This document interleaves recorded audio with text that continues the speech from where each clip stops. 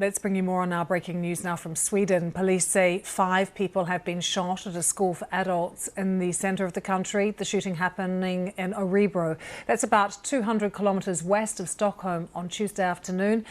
We still don't know the extent of the injuries. That's unclear, but police are urging people to stay away from the school. So let's speak now to Emma Löfgren, who is editor at The Local, which is an English language Swedish news outlet. Emma, thank you for joining us on what must be a very shocking day for people in your city. But what are you hearing from in and around the school? What's the latest from the police? Well, what you said in the intro kind of sums up what we do know at the moment. We know that there's been a shooting this afternoon at school in Orebro. We don't know the state of the injuries of the 5 people who have been shot. There have been unconfirmed reports from the Swedish media saying that the perpetrator has taken their own life. That has not been confirmed by police yet.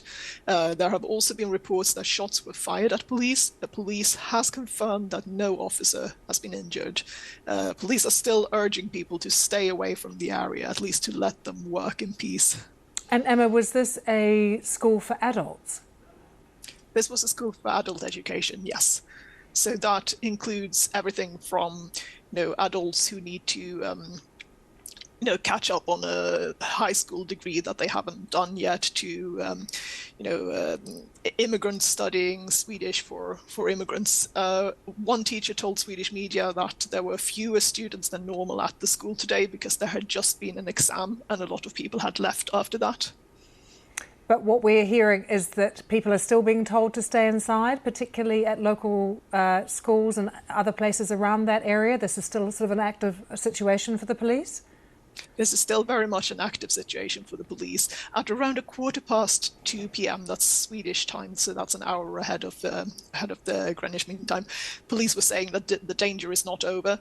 I think my impression is that it's starting to calm down a little bit by now, and by now police are urging people to stay inside, mostly because they want to be allowed to investigate without any disturbance. Emma, I'm seeing on social media there is a real sense of shock about what has happened. But can you explain to us just how unusual this kind of thing is in Sweden?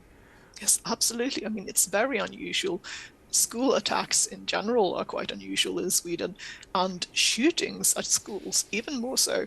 I think there is a small risk that I could be wrong, but off the top of my head, I think the last school shooting, at least the last fatal one in Sweden, was in the 1960s.